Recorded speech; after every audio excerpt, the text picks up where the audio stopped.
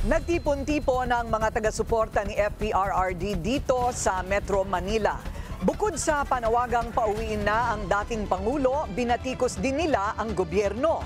Narito ang agenda report ni Hannah T. live mula sa Bonifacio Shrine sa Maynila. Hannah, kumusta na ang sitwasyon dyan?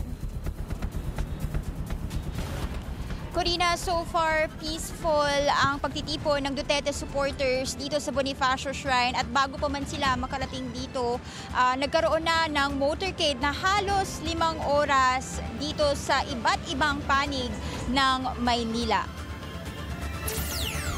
Hindi tayo pakikinggan talaga, lalo tayo maghihirap dahil bangagang presidente natin. Magnanakaw ang mga Congress at saka Senate natin. Hindi napigilan ni June na ihayag ang pagkadismaya niya sa Marcos administration.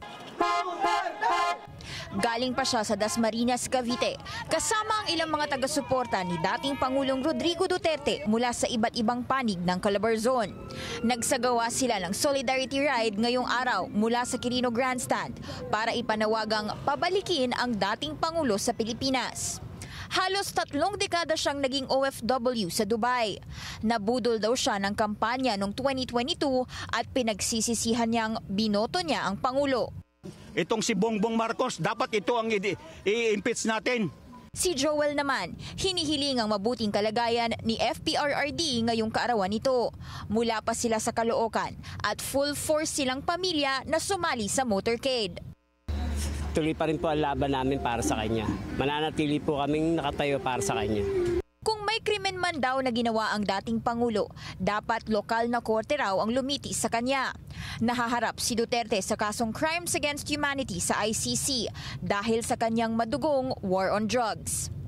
Si Jonah Hex naman, dumayo pa mula Rizal papuntang Maynila dahil di daw siya nakasipot sa mga naunang pagtitipon. Makita ng ICC na mali yung pinaparatang sa ating dating Pangulong Duterte.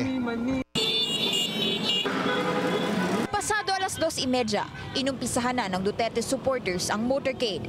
Mag-aalas 3 ng hapon nang salubungin sila ng iba pang kapwa supporter sa kahabaan ng Padre Burgos Avenue.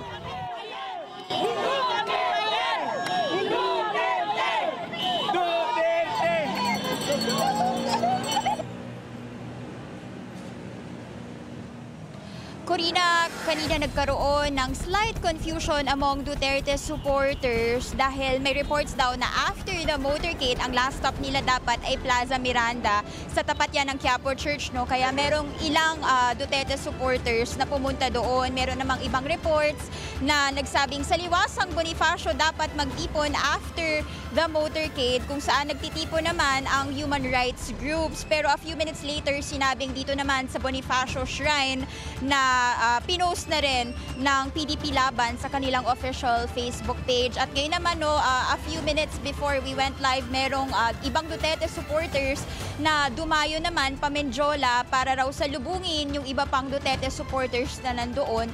At meron namang iba na nagpaiwan dito dahil wala silang dalang motor or sasakyan. Corina. So, Hannah, iyan na nga yung dahilan kung bakit nagkaroon ng pagkalito, yung kung saan sila magkikita-kita. Ang ganyang klaseng mga pagtitipon, sinusukat yan sa dami ng mga sumasanib.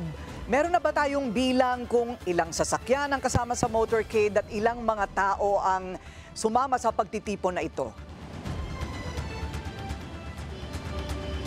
Corina, so far wala pa tayong exact count kung ilan yung cars and motorcycles and of course individuals who joined the motorcade as well as the gatherings sa iba't ibang panig ng Maynila. Pero what we can confirm is that merong iba't ibang pagtitipon na nangyayari. Meron nga sa Menjola, meron din dito, and meron din sa Paco Arena kung saan napuno na rin yung venue doon ng Duterte supporters. And we've yet to confirm that sa Manila LGU dahil so far wala pa silang naibibigay na official count. Pero we can also see yung hanay ng kapulisan kanina habang nagbo-motorcade ang Duterte supporters. Corina.